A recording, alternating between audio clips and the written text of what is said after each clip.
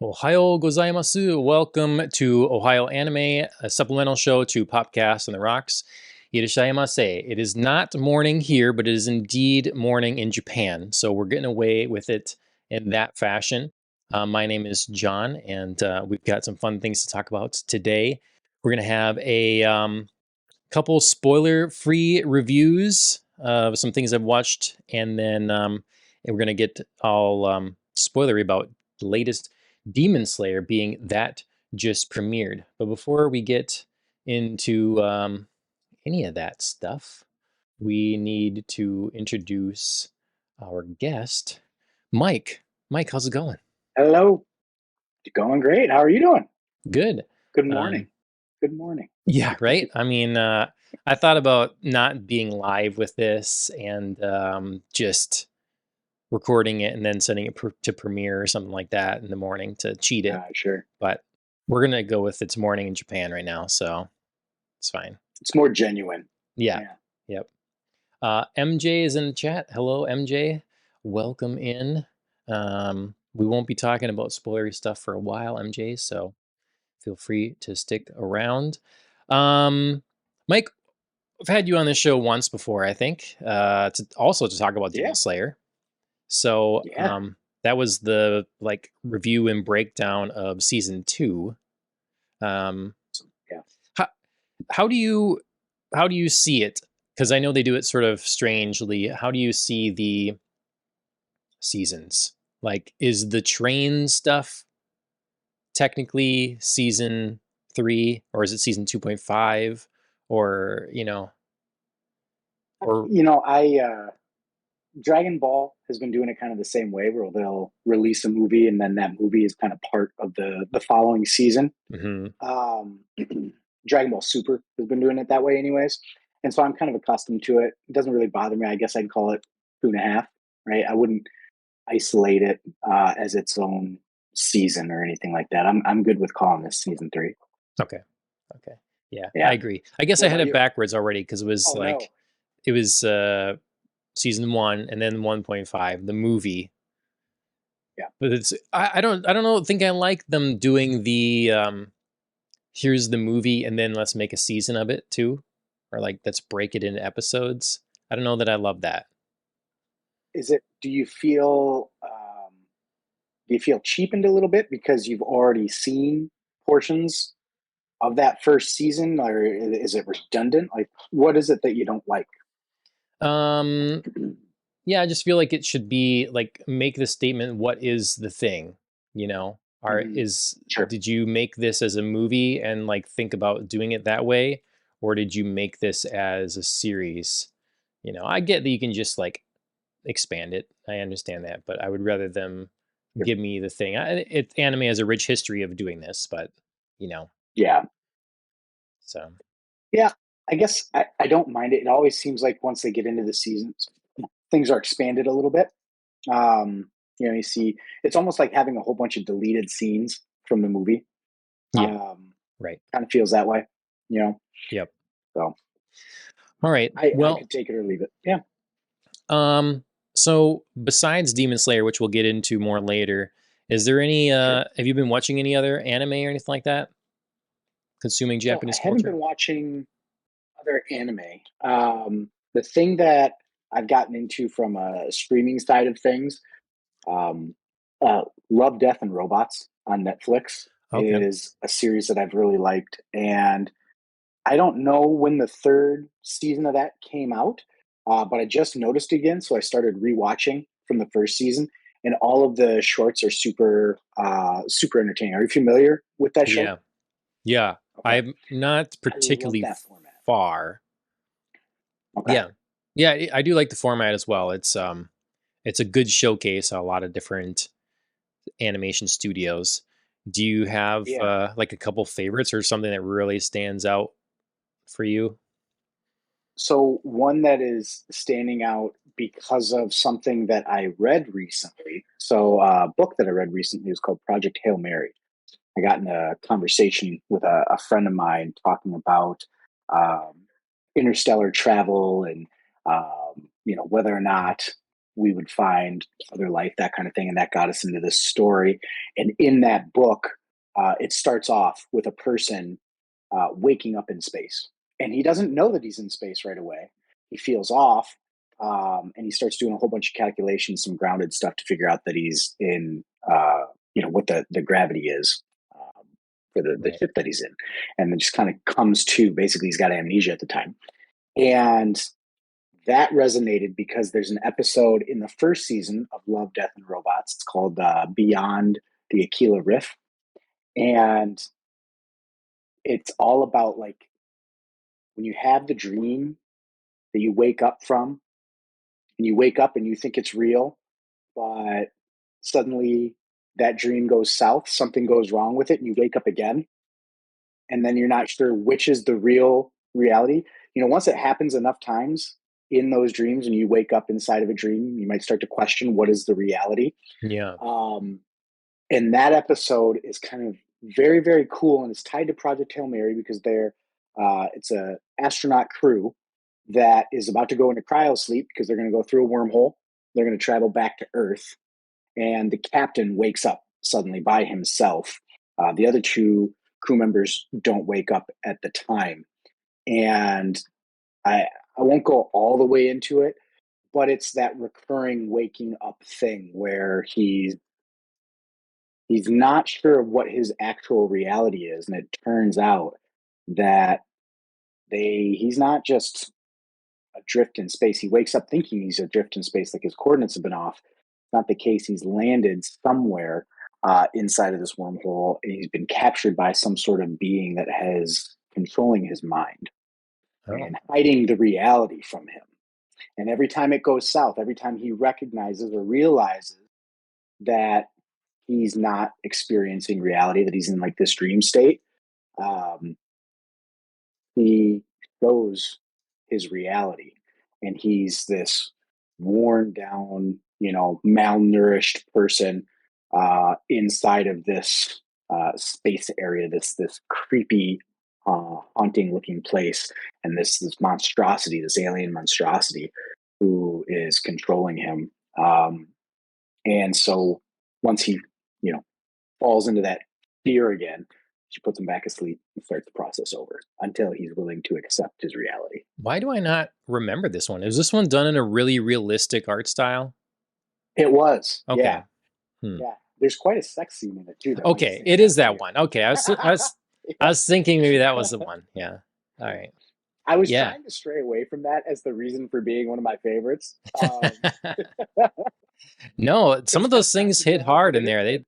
like that opening one even like they're good. There's and I don't love all of them, but they're not they're not long. So I should get back into that. So are you in the latest season then? Season 3? That's what I'm working my way back to it. Okay. So I haven't seen season 3 yet. I'm working my way back to it. I just enjoy all of them so much. I'm willing to take my time Yeah. to get there. Okay. Cool. Every one of them, even if I don't particularly like the story or what they're going with, there's something to appreciate about it. Whether it's the animation, the music, the style, whatever it might be. So Right. yeah. So How about you? well, I should say I see in the notes that you wrote Mario. Did you get to see Mario? I did. I took my son to see Mario. He was super excited. Um, he absolutely adored it. And he plays the Mario games, Hmm. the modern ones on the Switch, and the art style was very, very similar. So it resonated really, really well for him. We play everything from Mario Kart to I think he's playing Odyssey. He plays Mario Golf. He plays Mario vs. Rabbids. So he Yeah. loved it. Yeah, I thought it was fine. It's Okay. entertaining. Sure. I fell asleep. Okay, yeah. If I would have known, I might have pulled up some screens and like we could have done a spoiler thing about that too, up top here because it's not anime, but it is Japanese culture for sure. So, Sure. um, yeah, I managed to see it, and because it's like, okay, this is a movie. I don't have like really high expectations. I just would like to see it, Mhm. and it's only an hour and a half long. That's a super bonus. Um, Yeah. so yeah, I managed to see it, and I thought it was everything I would want. for a Mario movie. Like, Nice. I don't know that it needed the sort of like, we'll stay pretty spoiler free here for people that haven't seen it. But just like that, Mario starts in like our world or human world, something different, and then moves. And I don't know if I needed all that, but I get the sort of story they're telling and the fish out of water sort of thing that they do. That's something that I mean, you only have the opportunity to do that once, really. So I thought it was well done. Um, Yep. Everybody was well acted. They took everything felt like it was supposed to be from Mario. Like even when they took a Sure. little liberties with Toad being a little sassy or something, or with Bowser's things, I won't spoil for people. It still There's only felt one Toad. right. Well, Only right. one Toad was Toad. sassy. Yes, right. Um, I thought all that stuff worked well, and it looked beautiful, and the music fit. So yeah, I'm happy. It's Mario, it's just Mario. I know you're an Anya Taylor-Joy fan, right? Did you like her as much as a voice actor as you did as her regular on-screen appearances? She's Peach, right? Yeah, she's Peach. Yeah, I like that she showed up in the premiere in like a one piece biker zip up suit. So that was embracing the role there. Um, yeah, I mean, I really didn't have any problems with any of the voice actors except for Seth Rogen, because I could hear Seth Rogen so much. He's got his distinctive doofy laugh. Um, Yeah, that was the only distracting voice acting for me. sure. Yeah, and that's just something you can't get away from. I guess, can't you do a different laugh? It's like No, he doesn't have talent. No, he thinks that it's he's not like talented. endearing now, or something, and that's just I guess obnoxious. Yeah, if you if you like them, like him as that's a person, it's endearing. yeah. I used to enjoy his stuff enough, it was Hmm. good enough, but What well, else you cool. watching? Yeah, there's a couple things that I'll get into here with. I don't want to spoil them too much, but I do want to like give my recommendation or not for them. So let's see. Well, Ash and I are both watching Dragon Ball, so we're going through that now for the first time. Yeah, because I've basically seen all of Dragon Ball Z. She's seen pieces of Dragon Ball Z. We both watched quite a lot of Dragon Ball Super. But really very little to nothing of Dragon Ball, essentially. So we're having a really good time going back. It's super lighthearted. It still has all the problems, or like I guess to me the biggest problem that Dragon Ball has is that Goku is just this infallible.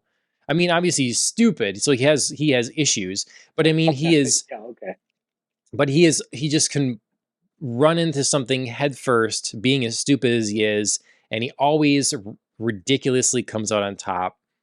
I'm thinking of like the martial arts tournament. I just am not okay with the power dynamic they're already setting between Goku the child and Master Roshi. Like the power levels is a huge thing in Dragon Ball, obviously, Mhm. and it's a difficult thing to manage as you keep ratcheting everything up. It's like right at the beginning here. Come on, I've seen Roshi before in later seasons. Like he could defeat child Goku like nothing. But, I don't know. So, Latent potential. yeah. Well, yeah, he's just like a miracle child. He's an alien. So it's just, yeah. Hmm. Yeah. Yeah, I mean, Dragon Ball is certainly not known for its continuity in storytelling. That is for certain. It Okay. is whatever it needs to be in the moment to be Yeah. entertaining. Yeah. Well, and that's why it fits so well with Dragon Ball. It's humorous. Goku has Yep. to check if everybody's a boy or a girl by just patting their crotch. He's Yeah. not sure. Uh, all He that stuff. intended it to be a comedy more than Yeah. anything else. That's what he enjoyed writing. And so he was actually, when it came to Dragon Ball Z, and that took a more serious tone, that's not how he necessarily wanted it to be. Hmm. Um, that's just the direction he took for that one. didn't expect it to be that wildly popular Right. either. So, That's why I think yeah. Ashley enjoys Super, because they kind of brought some of that back. They brought some of the silly. It feels more lighthearted a lot of the time. Obviously, the world's still going Hmm. to end at points or whatever, but just a lot of the Hmm. time it's a little more lighthearted attitude about things. So, Yep. let's see. Um, the other big thing I wanted to talk about. See here. I'm gonna switch over if this doesn't crash. There we go. All right. So,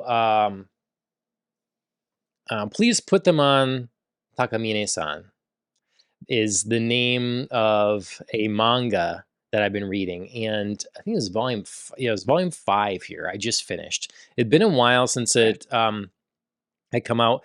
This did make my list of, I don't know what it was. It was my top 10. No, I don't think I don't know if it quite made my top 10 from last year. It's one of those things that's embarrassing to say you're reading, but I'm telling everybody right now I'm reading it. So like, if you look it up, I mean, you'd be like, wow, really? John reads that?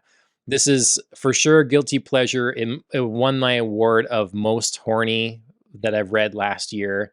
I just had Oh, like, now I know what I'm getting into. Okay. so it's a silly like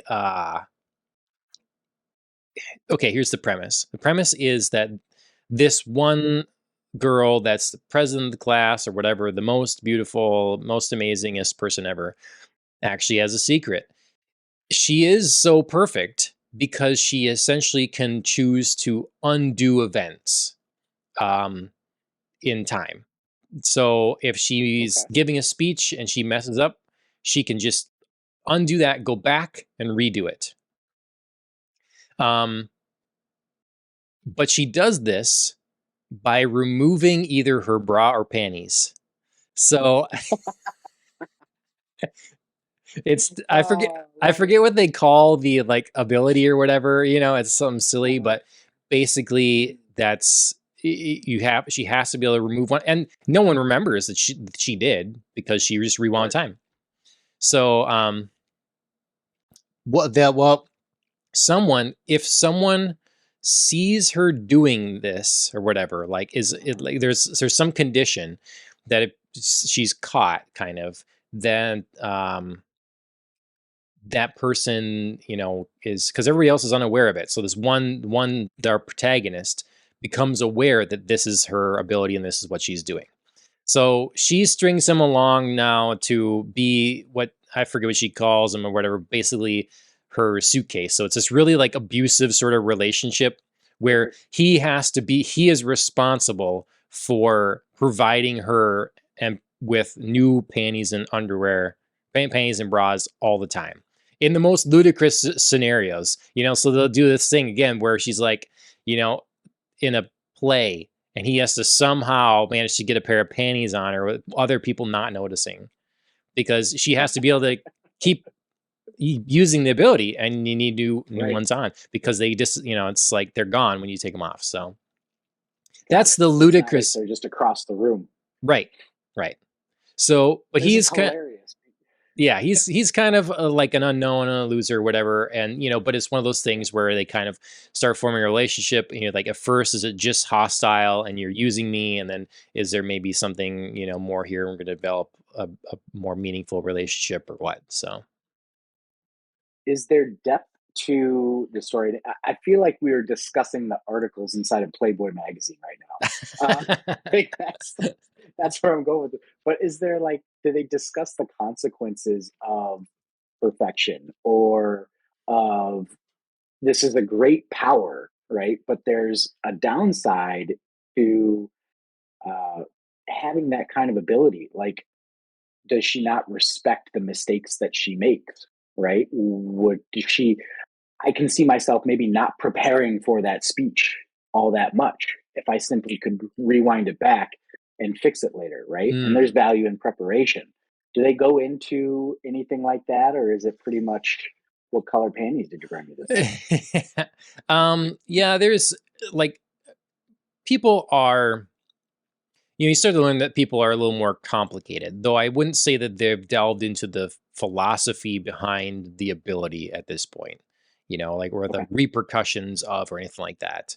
Um, Okay. Definitely, you just start to, it's one of those things where this person you saw as so perfect and now you kind of understand and you start seeing the flaws and then just spending more time together and you start seeing, you know, the fears and the insecurities and stuff like that. So that Sure. sort of thing, just learning about each other more, but not the philosophical, like, because that's a good point. Like that would be an interesting turn for her character, but she's so A type, right, already. Like she's not, that has not affected her.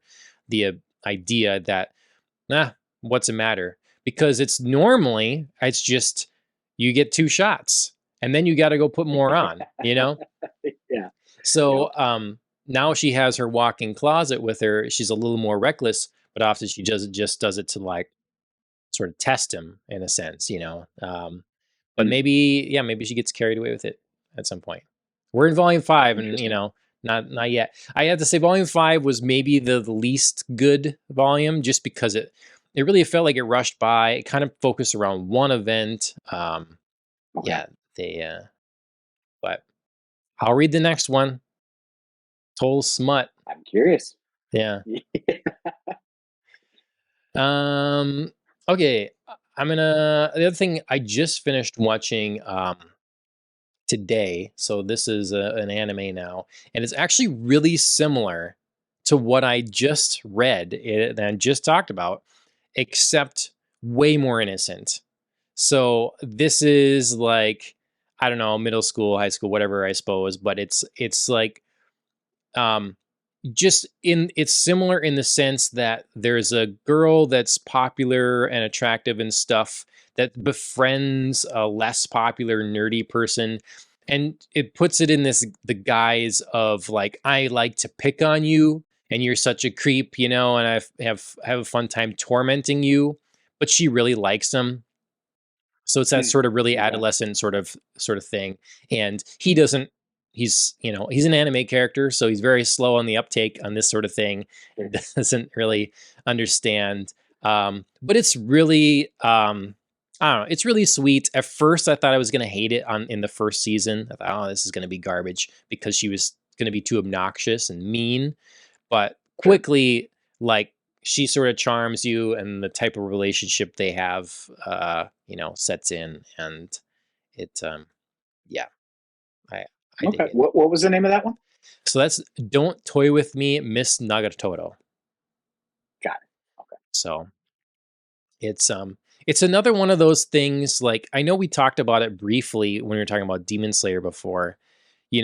We're there is I don't know, for me anyways, an expectation that you ignore the age of the characters you are, Yeah. you know, because this stuff is being, the target demographic is someone that's like in high school, or whatever. Like that's Mhm. the target demographic. So you don't, it, yes, for, say a 40-year-old man, there's a creep element if you're going to say, well, look, you're watching this show then that's about, but when you're a teenager, that is your reality. That is Mhm. your life. Like that's not weird for you. And I Right. also think anime gets a little bit of a bad rap in this sense because we've done this a lot in horror movies when you have the teenagers having sex. That they're kids in high school and like they're sexualizing them. That's been done for a long time. And anime is easy because it's so fake that you just ignore ages. It's yeah, I thought about that after the last time we talked about it too, and I've had that problem with maybe just as I'm getting older.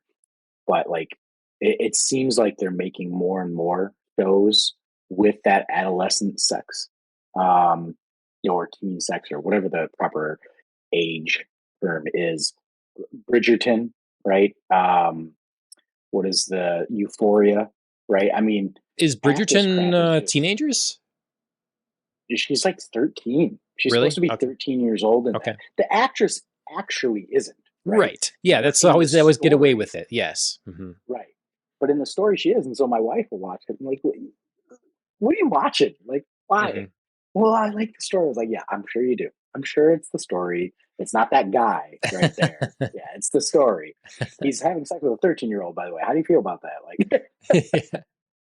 Well, it has yes, become way more normalized. I don't know why anime gets the bad rap now because Netflix has ruined us all. sure. Yeah, yeah. It's a complicated thing. It is. You know, for a historical thing like Bridgerton, you can be like, well, look at the ages that people would be together at the different times. Like that's completely, a different time and reality.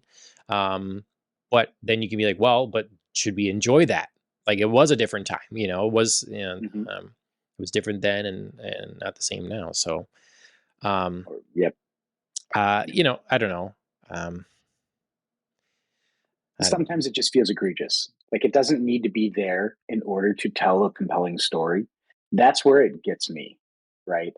Sure, That's where I end up faltering. Is like this doesn't even like we don't need this scene in order for me to understand what's happening. sure. Like uh, I get it, and so that's at that point it's like this. That's where it becomes weird. So, If an example recently of a really great show from last year is Chainsaw Man. That's a manga that finally got made into an anime, and the first season mhm, came out last year. The main goal of the protagonist, who's young, I don't know what his age is because, again, it doesn't matter to me. Like, he could be 25 as far as I'm concerned. Doesn't matter. sure. Mentally, he is quite young. He's really undeveloped because of the life he's lived. Hmm. Um, his goal is to touch boobs. That's how he starts out. I want to Me touch too, boobs. man. And it's like, so sure, should we be like, okay, as adults, this is weird, but he, that's realistic for if he's a 16-year-old. Hormones going crazy. What do you want more? Touch boobs, Yeah, So, yeah, yeah. but, I get it. It's hard to draw a line, right? yeah. Well, we'll keep talking about that situation and everything as it goes along, and see how our culture slowly degrades into a horrible cesspool of depravity. But in the meantime, um, Please. I want to talk about one more thing before we get into Demon Slayer. And this is something I think you'd really like. It's called Hell's Paradise. This definitely made my top list of comics I read last year. It's a manga series, and I forget if it's like 14 volumes or 13 volumes, something like that. But the anime is being made of this now, and the first two episodes are now available on Crunchyroll. And it's awesome. I mean, right now it looks like it's going to be adapted faithfully to the manga, and it's made by the same studio that does Attack on Titan. So it looks good. It Oh, nice. sounds good. Um, yeah, I'm all over this. I hope this is gonna. I think this could be. If they stick to the manga, this is gonna be a good one. So Cool. Hell's All right, I'm Paradise. gonna check that out. Yeah, it's like if you like ninja, shinobi, samurai sort of thing, but then adding in Yeah. a healthy dose of like incorporating Chinese mystical legends and lore. Cool. Yeah. So, Okay. Very much into it. all right. So those are three things I've consumed, three things I recommend. The first one, I don't recommend it if you're a child, I guess. But let's talk about Demon Slayer. So, spoilers for Demon Slayer. Oh, these pictures are all off centered for some reason. I'll move that somehow Okay. because that's frustrating. But You should just take your underwear off real quick, I rewind know. it. No one will Redo it. notice. I'll look away and then redo it. That's a good call. Why didn't I think of that? Topical. Hmm. Hmm. I think hoping I it's feel just like you're these. not shimming them off. I know I'm doing a terrible job. Um, I don't know why this is. being a dunce thing. I'm gonna set it just to look at us. Okay, so while I like try to fix that, why don't you refresh everybody on what you think of what you've when you got into Demon Slayer and what you've thought of it up until this beginning of this third up season. until the season. Okay, so the cool thing about this show is the same thing that I find really cool about like Monster Hunter, the video game, and that is the character design and the demon design specifically. Um, it just there's a creative art style that goes along with it, and you kind of get to dig into the imagination of the storytellers here and of the artists behind it. Some of the demons are just so crazy different and wild, and that's what I've liked about the show leading up to it. um, I think part of me enjoys the fact that there are main characters that I absolutely despise, and that maybe that makes the other two a little bit more endearing. Like, you're gonna have to help me with names because they're not Oh important yeah, to me for the most part. But I the should sign actually guy, get a list of oh, that. you probably should because I'm gonna screw it up throughout the rest of the cast. But the guy that cries and sleeps all the time, like, his character is so wretchedly annoying to me that it almost made me not want to watch the first season because he was part of it enough and it bothered me so much. Then when he goes quiet, like, that's the character that I really like. So then I'm super torn, right? And the Hmm. show just does a good job of pulling back and forth. And it does an excellent job of creating a little bit of mystery about the world. Like, they haven't just shown and told Mm, everything right off the bat. We're learning about this, like, with the main character as he goes. And I like that. I like that there's mystery. It's what keeps me wondering. And then, um, the combat just seems to be animated really, really, really well. Um, it feels very fluid. It feels very cool. I love the different breathing styles, and I love the way that they show and draw the different breathing styles and how they, make them unique. I think it would be really easy to fall into a trap where all of them felt similar, just with different elements, you know, tied into the hmm. swings. But I think they do a really good job of showing that. That's something that like Dragon Ball Z, etc., doesn't do a good job. Like, their combat is all extremely repetitive. Part of the reason the Broly movie was so cool was because that Mm, was the first time where we actually saw them using real technique and getting creative into that. And this show just does an excellent job with that. It doesn't feel repetitive to me. sure. They're not just showing the same punches over and over again, the same slashes. Hmm. Yeah, it's not Yeah. always just like Spirit Bomb or Kamehameha. Right. Exactly. Dragon Ball Z, it's like 3 minutes of a guy going, ah, and another one doing this, right? Hmm. That's not, Hmm. I mean, when I was a kid, I thought that was the coolest shit in the world. And like the fact that I could just power up by getting angrier, sweet. Yeah. Now Yep. I want something more like Demon Slayer, and so this does a really good job of that. No, those are good points because I agree. So the character's name is Zenitsu. That's the Never blonde saw it. haired Yeah. kid, and I agree. It's like God, he's so obnoxious, but then he's so badass. Yeah. It's just Yeah. like man, and it's even like I guess for me, Inosuke, he grew on me. Like I wasn't a big fan of him at first, and now it's like Um, he's just like a very endearing sort of a character. So I it's a show that's not without problems. Um, sure. I think Tony started it and he was like, "Holy exposition, Batman," and I think you mentioned that before too. And it's one of my biggest pet peeves in all media these days. Mhm. People are letting like anime and comic book creators and stuff get away with just lazy exposition. Yeah. And it I would much rather uh, a narrator out of nowhere for some reason just have a narrator to a show and explain stuff. I think they do that with My Hero Academia. Like, you just have a person that is explaining people's powers. It's kind of like the beginning of Sure. an X-Men comic. Often, there's a time period where you'd open it up and they'd have all the X-Men's faces that are on the team right now, say their name and say what their power is. And it was just like getting that out of the way, because we don't need to Yep. every issue explain to people if they're maybe coming on board what their power is or how this works, and it's maybe not always apparent in that individual story. So let's just get out of the way. Here it is. And so My Hero does that. It basically gives a freeze frame all the time, and like, here's a person's name, here's their power, you know and then in between frames, they say like what they like, their hobbies or something, and their blood type, and just like information load, dump it on you. I would It's like a much rather, character sheet. yeah, Like they're throwing up a character sheet. basically, Nice. yeah. I would much rather Yeah. that than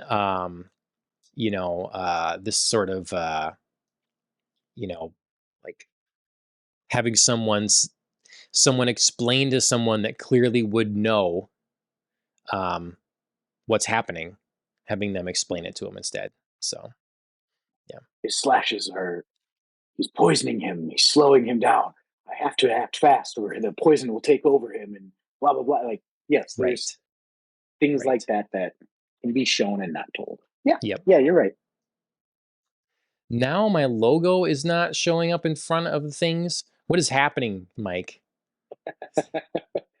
Well, you had me on, and we have not once. I think I've been on this this podcast. I've been on your others twice, and all three times we have some technical difficulties. It's just usually my Yeah, fault. yeah. No, So no, it's not this time. I got it fixed. I just, that's why we have Alan. It's because that's true. he's, yeah. Let's I have him And then that's why I'm on. considering switching to StreamYards. Um, Yeah. oh yeah, and then character design you're talking about just in general. Yes, very Yeah. very unique character design, for sure. So let's talk a Yeah. little bit about, unless you have more to say there, we'll talk a little bit about the actual episode, the Sure. beginning of season 3 here. Um, Yeah. were you Character design is excited? actually something that I really liked about this episode. So maybe we'll get into Mm, that yeah, because this was a unique one in that regard, right? And so in this episode, we're started off seeing the upper four, right?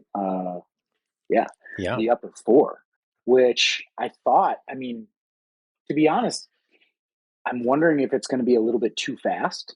That we're season three and we're already seeing the tip of the top. Um, yeah, so I'm cautious about it. I don't think it's a bad thing. In fact, I actually loved the way that they did it, showing the dynamic between them, and showing the diversity in character design for these different demons that are of similar power levels. Although it seems like it's maybe not a directly linear scale. Like I think upper yeah. one and two have quite a degree of advantage over even is it Azaka, Akaza, or Oh, um, yeah, the one that we saw somebody before, right? For right? Yep, yeah. killed our flame Hashira. Mm-hmm. What a Yes, bastard. I know. I guess there's a lot of women swooning over that particular demon, that character design. But Really? um, yeah, No, yeah, how that's about something I saw Upper online. Ring 2 who's on the screen right now? He's better looking Yeah, than yeah, he's he's prettier. He's sure. not as rugged, but I really Sure. like him. I love that character. There's something about him. How do you make an animated character have that much charisma? It's weird. Mm, I they've done a great job with it. I'm very interested to see more about him.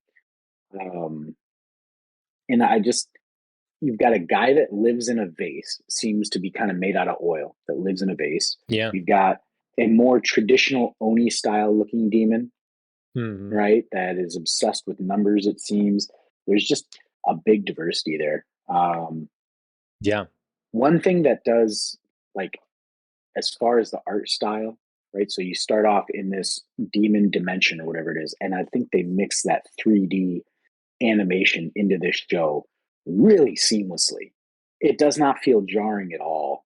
Um, where you go from this three-dimensional kind of realistic feeling to the more two-dimensional traditional anime style. I like that a lot. Yeah.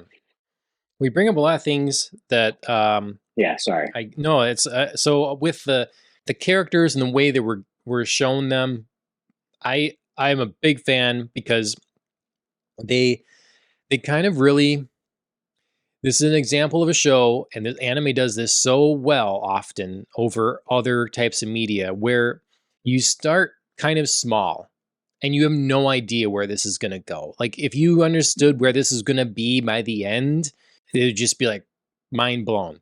So when this starts, it's a small thing, he's being trained and but okay, now there's a demon slayer core, you're introduced to one guy, this guy is really powerful. Wow, okay.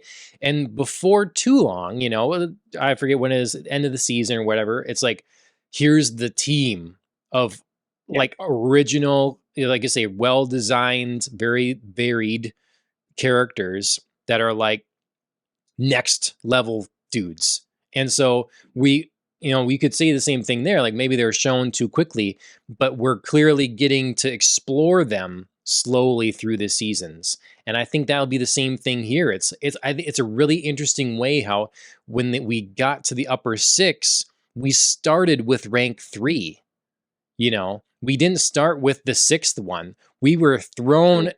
at us rank 3 to see that sort of power, and then um, utter defeat, only to move to rank 6 to then be like, oh my god, it took a Hashida and Hmm. 3 other trainees or whatever, and so this is why, Right. like, it took a village Remarkable basically, trainees. yeah, to overcome the worst of the best, and they barely made it Right. out. Um, so I think it's a Nice. Yeah. really cool setup. So now we see these other people that are like higher levels, and you know they're very really strange, different personalities. And I think that we're going to be teased with this now. We're not going to see what they can do or who they are, or what they're like. Most of them for some time now, and Yeah. I think you're right. We're going to keep crawling up it, um, but I think it's.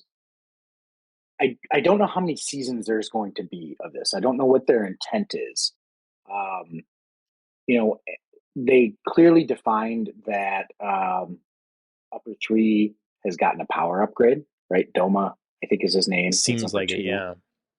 He says, much stronger than you were the last time, right? We saw each other. Yep. That probably has a lot to do with the fact that he killed a Hashira, right? Because that's where demons get their strength. They get their strength from the souls that they take or the people that they kill, and the stronger the person they kill, the Hmm. stronger they become. So, we might be getting to see them, but they might continue to change and evolve and improve as the show goes on. Yeah. And that could maybe be how they keep us out of reach.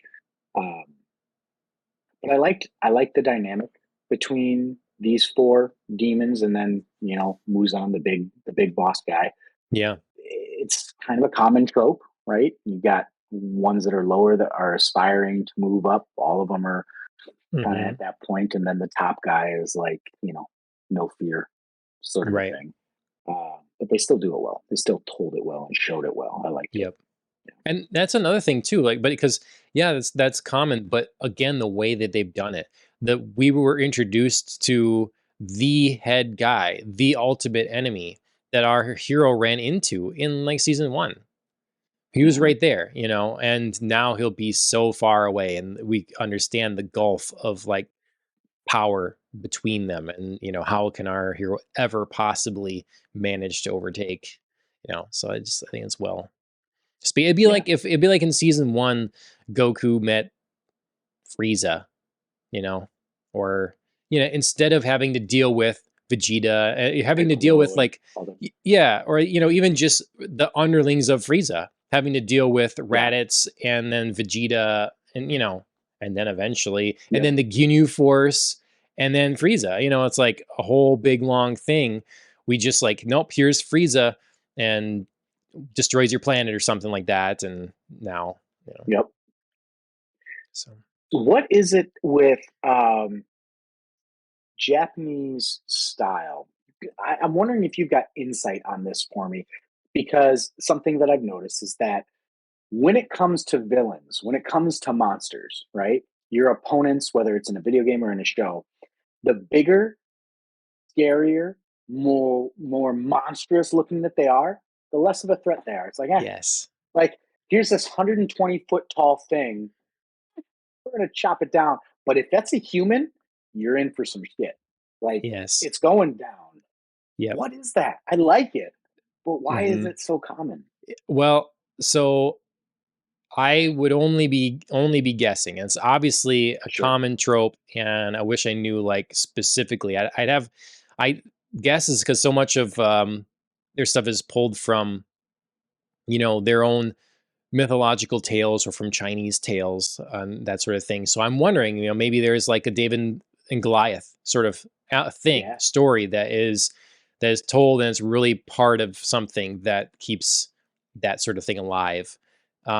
I also think there's a just a power fan. These things are often involved in power fantasies, and the idea that you could maybe see and empathize with the protagonist who's small or something like that, and could overcome the Goliath thing, the monster or Mhm. whatever. I think is interesting. And then, well, why is the smaller person the threat? The smaller, often pretty one. That goes back to the whole idea of like the devil, it being in the one that you least expect. That's like the Okay. often the beautiful thing is, don't think that just because someone has their teeth knocked out and they're groveling on the ground and diseased or something doesn't make them evil. Often it's the evil in the, you know, is behind a beautiful wall. So because you'll find often the Yeah. head honcho is someone very pretty. They're not Sure. muscular or anything. They're dainty, pretty things, but they are Right. the ones that could like have incredible power. They're smarter than everyone else, and so I think it just, I mean, for whatever the origins of that, I think it's interesting and works. Like playing with that. That's why I always like Master Roshi, or I like old characters or blind characters, that Mhm. surprise you because it's not expected. You shouldn't have that sort of advantage or prowess as an old timer. But then when you go and you're attacked by six young kids and you can manage to like beat the shit out of them with your cane, that's awesome.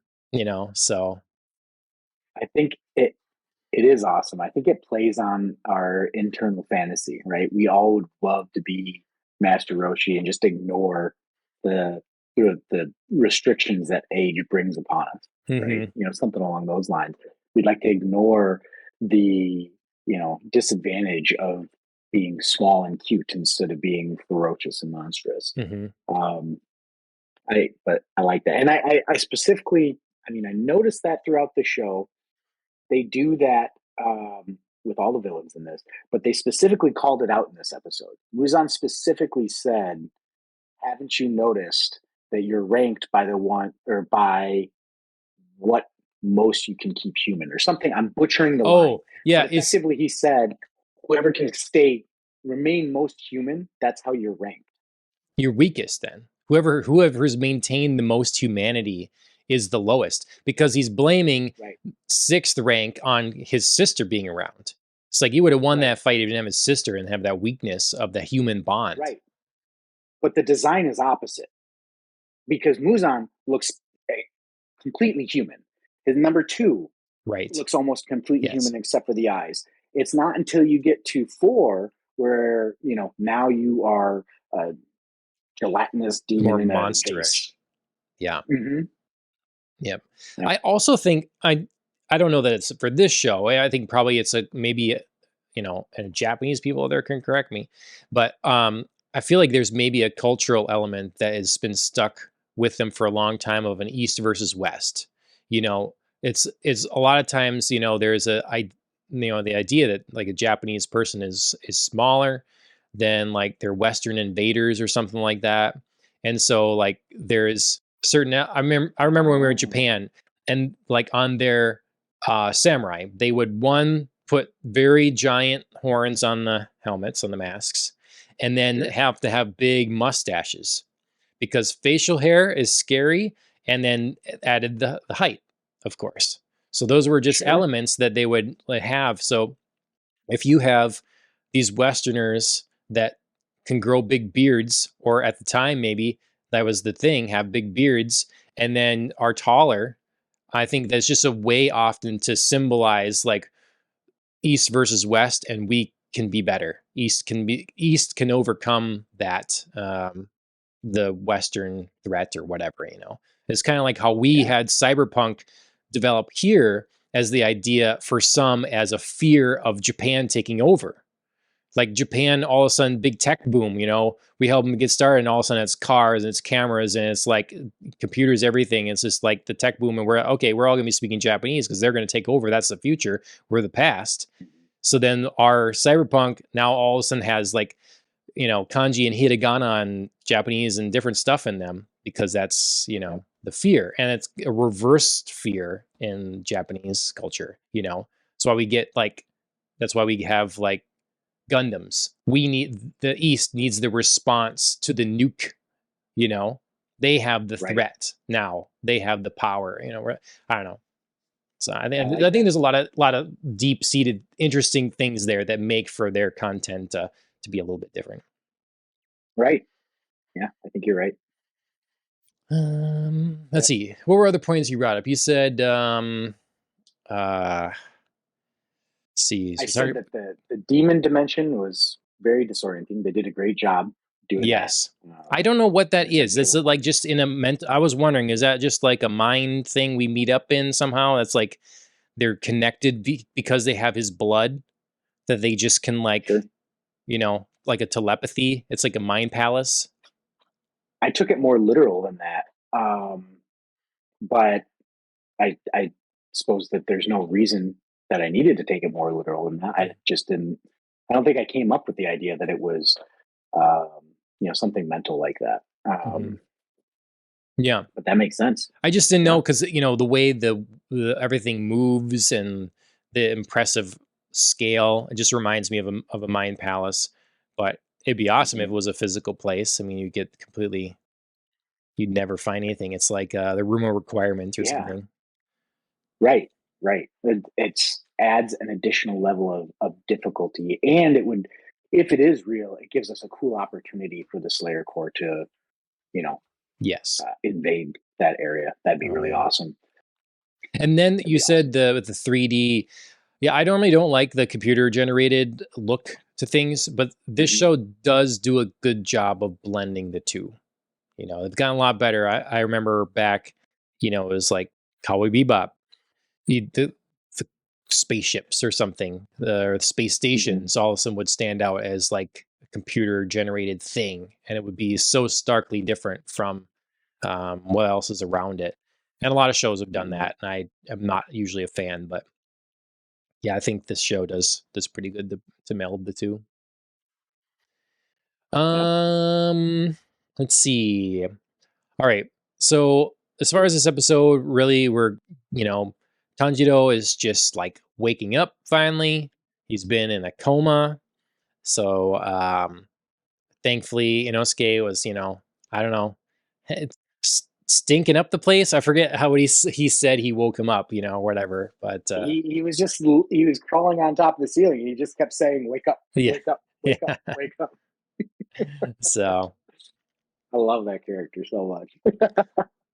so that was fun. And then it's I'm interested to see how they're going to incorporate Inosuke and Zenitsu, because Zenitsu is out on his own, like reluctantly out of his own quest. And we see how difficult it is for Tanjiro to get to this swordsmith village.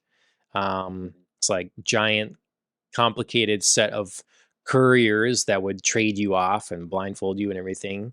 So, are we going to be a pretty big chunk of the season without our supporting cast? It seems that way to me. Yeah, I think you're right, um, which is okay to me, um, because we've had them fight together now, right? We've seen that they can work as a team, I don't need that quite as much. I would I wouldn't mind if they took, seasons in the future, or even if it was just this one and just gave us some time alone with each of the individual characters. They did that a little bit when they each had their own version of the mission in the whatever red light district, Hmm. last season. Um, and I think they might do that again. I don't necessarily need to see a team up. I'd like to see each of them kind of overcome their own odds. I mean, Zenitsu has got to get over his fears constantly. At some Yes. point, he's going to have to master that God state that he goes into. Right. Well, and so I'm always confused. Is he aware at all of this? Like I really have no I don't idea if think so. he's aware at all. I don't think he is. I think he like blacks out. Hmm. People tell him what happened. Right. I don't think he believes it. Right. Yeah. Interesting. Because that's we haven't really addressed that in a while. I remember there was a Mhm. kind of thing before, and I just like, has that changed at all yet or not? Um, but um, I am once again. I'm like casually sort of on the side looking at the our images and stuff, and I'm like, Mhm. it's just playing the same few over and over. I have many images here. What is happening? Um, so I'm gonna try is one more is time. is one of the images the oh my god, was she the bug Hakura and her well endowment? It certainly is. I absolutely have that in here. Wonderful. Um, The hot spring scene. yes, Dude, of course. I did not realize. I guess that was there anything like that last season? Because that's risque for here, and maybe not for Japan necessarily, but that particular scene was risque. I don't remember that cropping up in the other seasons, but I'm here for it.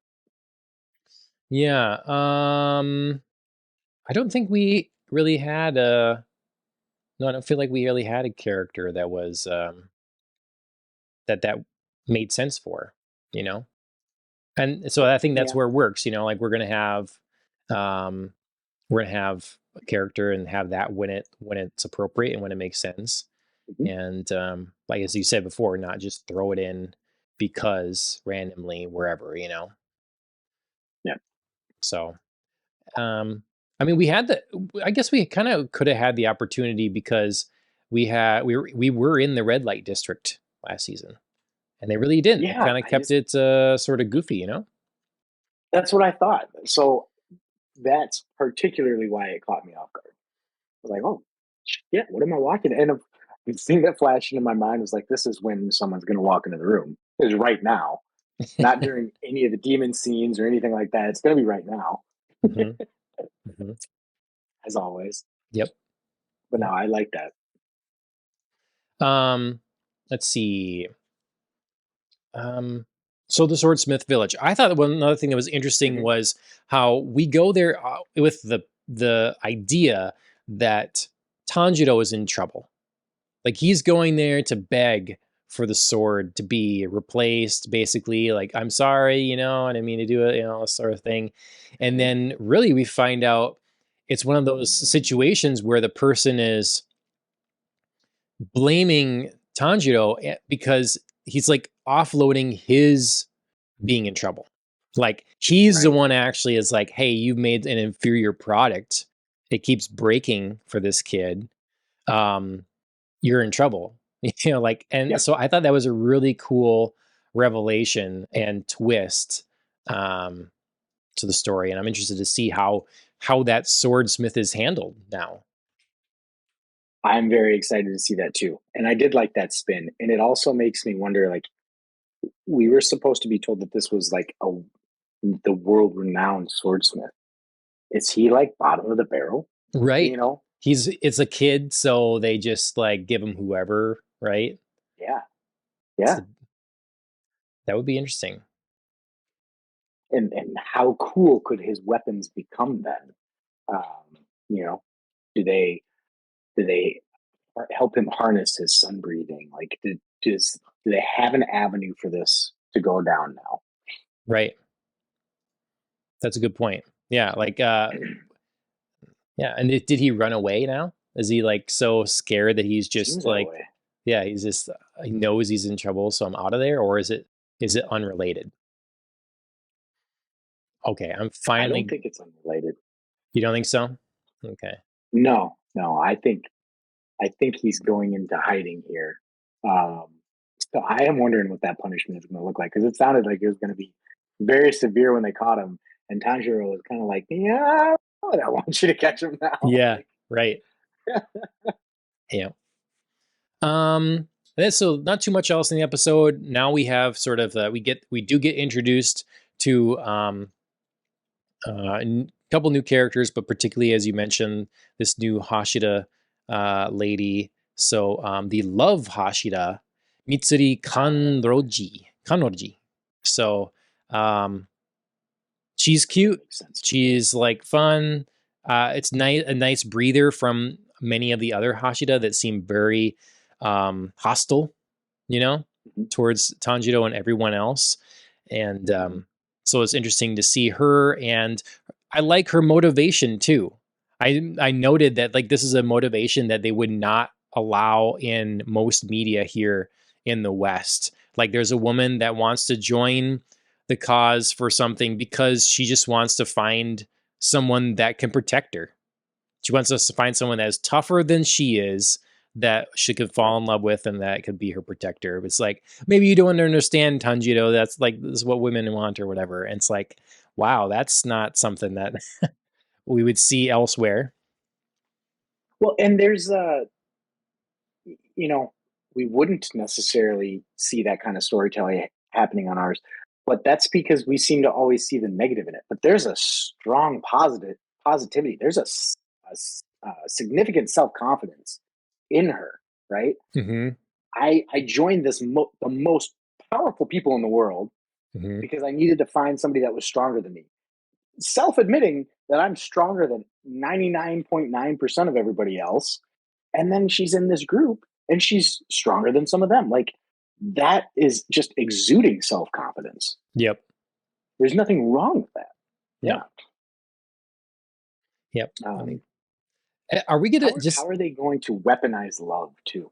Sorry. No, Yeah, yeah, yeah. skip that. So no, I like that because that is something that I thought could have been done better in the last season, was weaponizing sound for one of my favorite characters. Uh Playing his name, I have to look at it now. Um Sure. Tengen. Tengen. So like at the very end, he's like, okay, I've finished my melody, I've finished my masterpiece, like turning it all into music. That was cool. But I would have maybe liked more along the way in the battle or something else to, make it really like he's really about sound.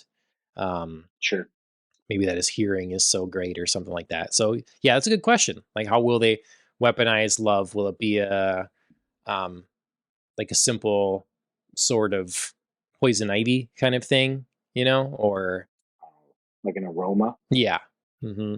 Mhm. Or would they be really unique with it? Good I question. hope they're unique with it. Yeah. The sound thing, like you said, that was super unique. Um, and now that he's lost his hands, we're not going to get a whole lot of that. If we ever, like, we don't really have a precedent for what happens to one of these demon slayers that doesn't die. Um, so I'm curious if we're going to see him again Yeah. because he also kind of said he was going to retire. Hmm. So that's a little bit of a bummer that you don't really get to see him play into that as much. But the concept was really cool. Yeah, I bet I can see him retiring, and I kind of like that path for him with his three wives, and then he's got to show up at some point.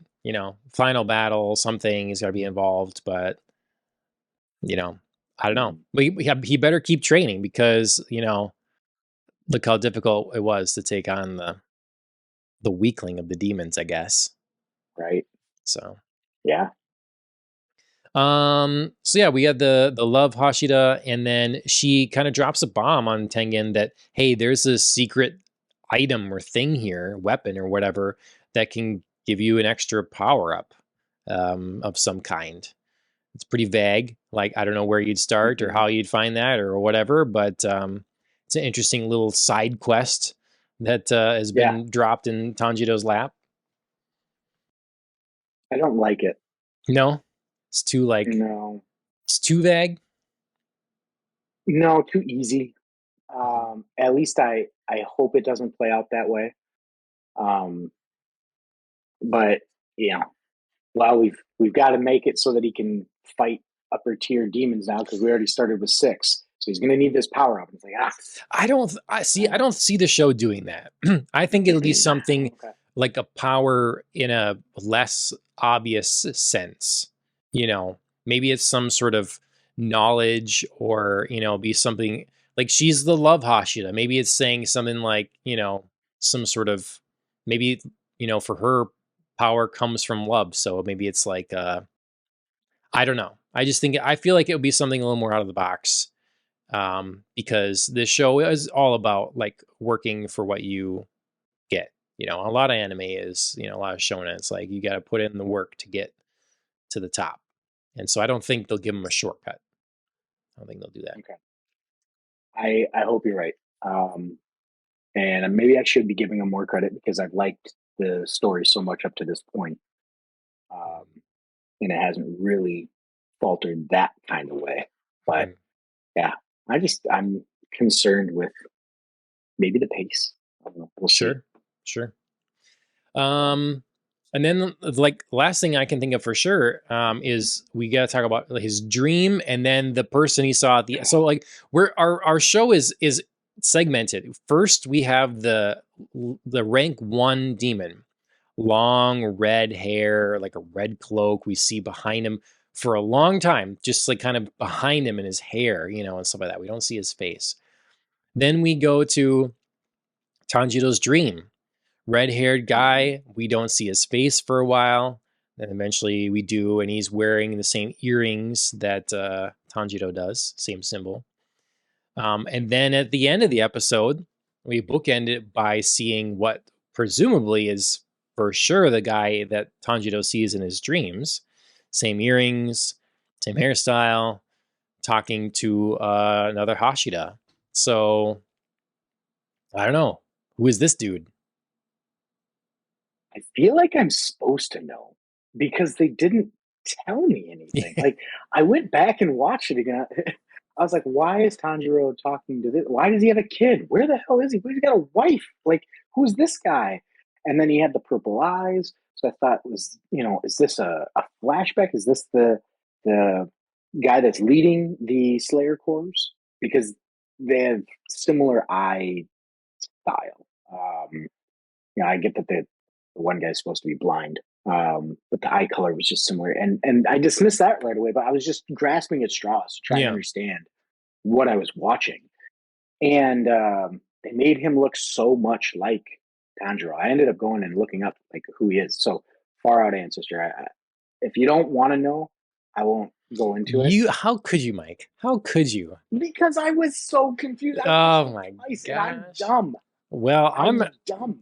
I'm gonna go along the ride because at first I'm like, okay, first we go from demon to the dream, and I'm like, was this like Tanjiro's dad? He's kind of remembering now, and did his dad become the upper rank number 1 demon and like didn't die or something? And thinking all kinds of stuff like that, and because then we see that he has this, it's like a scar in his face. It's like, okay, but then I get like Right. he's waking up, I'm thinking, okay, this is like a vision, so he like doesn't necessarily know himself. Does he remember? Is this a memory, or is this a like what is Well, this no, but exactly? the guy calls him a different name. That's why I was like, what did I just watch? Mm-hmm. Mm-hmm. Before Tanjiro wakes up, the long red haired guy calls what looks like Tanjiro something a name with an S. Well, and it could be I don't like know. He calls him something different. Could be like a, like a pet name or, family thing. You have another name for someone else, and that's what you. So that implies a familiarity or something. But then they're like, clearly, Sure. well, you saved us, and now I'm gonna be out of here after I finish this. So then that implies not Right. familiar. It's just, yes, lots of questions. And I was shocked that at the end of episode one, we're showing him, that we'd have that. I thought we'd dangle with that mystery for longer. Sure. And maybe we still will. And But I don't know the details of that guy. I just looked for the one that looked like Tanjiro because I just wanted to see if I was just so stupid because I felt that there's not a whole lot of things where I watch them 2 or 3 times and I'm still not picking up on it. But that just sure. felt so wickedly out of the blue. And sometimes I miss context, you know, especially when I'm reading it. So Right. Right. yeah, I am super intrigued with that. Um, Upper One Demon, like that's him, right? That's So it looks like. so a demon slayer became the main demon. Right. But Figure now we that out. see, again, we see this guy at the end. So is this just a completely different person? Are we going to be shocked in the next episode? Like, just different guy. Just different Oh, I guy. don't think so. Because we know that the highest, like Muzan, can conceal himself, right, to look just like a regular human. So wouldn't Upper One be able to do that? Like that is the most powerful demon that Muzan created, right? And it's just such a great storytelling for the most powerful demon that he's created to be the thing that used to hunt him. Like that's awesome. Yes, it is. But the whole idea is that they're desperately trying to find, we know that they want to find the swordsmith village. They have these different places they want to find. They would want to get here, and we were shown how big of a secret it is. He can't just be there now. I mean, would be shocked. Mm. Upper rank one can't just be at that village. You know, I don't know. Yeah, I I'm suppose excited. we'll find out. Yeah, I wonder if we'll find out next week, or if we're gonna drag it along here. We'll see. Well, and we didn't really even talk about the second Hashira that's going to be in this season. Yeah, Right. right. He just The appears at the end wind there. Hashira. Yeah. Is that what he So is? Wind? I think so, but I was wrong about the other one too. I thought that was the bug one. There's another one. That's another girl that's a bug Mist. Hashira. Looks like the Mist Hashida. Missed. Okay. So Um, I think that we're not going to get a ton of answers on upper rank one. I think you're right. I think that was an introduction to intrigue us, and we're going to see these two. These two Hashira are going to carry our heroes forward mhm. for the next battle. Yeah. I think that the base guy is going to go. It's my guess. You Well, heard it I'm here first. excited. What's that? That's my hypothesis. That's the demon that's croaking this season. Sure. Yeah. Base guy. Um. Yeah. Well, he looks exciting enough, but like, Yeah. you know, I I can't don't. wait to see how Baby Hands fights. Yeah, that's his baby hands.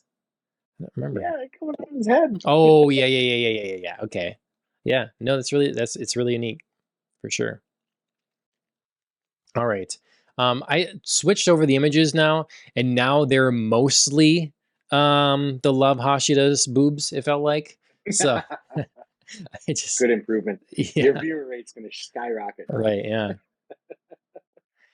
All right. I think that covers episode one. We'll have a new episode next week. Looking very much forward to it. Mike, you have to let me know if you watch any Hell's Paradise between now and then and what you think of it. Yeah. Um, Yep. Well, I think I it'd be reactivated Crunchyroll, so I need to use it now. nice, nice. All right. Well, we've covered a lot of ground tonight. And well, oh, sorry, this morning. Oh my God, I'm breaking the illusion. Rewind. Take your bra off now. Yep. Take my bro off. Yeah. All right. Well, again, this is a supplemental podcast to our regular Popcast on the Rocks. You find us on YouTube and Facebook, Twitter, all those places. Subscribe wherever you can. Pick your podcast directory of choice. Go ahead and follow us there. Leave us a review on Apple Podcasts. That'd be appreciated. Um, we'll be back on, I think, on Friday. If everything goes to plan, on Friday, we're going to have an episode, a regular Popcast on the Rocks episode. Andrea should be back. And we have a really special guest that is a quite prominent YouTuber that I won't mention yet or anything like that. But if everything goes well, he'll be on the show, and that will be very exciting. So please stick around for that. Mike, do you want to plug your YouTube channel? Just real quick, it's at TrackMouse for Instagram and on YouTube as well. Nice. All right. Track_mouse. I don't know how to be that specific. Okay. Yeah, probably. That's best. I'm old. All right. Well, Mike, thanks for joining me, Thanks and a lot, John. We'll see everybody next time. Thanks, man. Bye.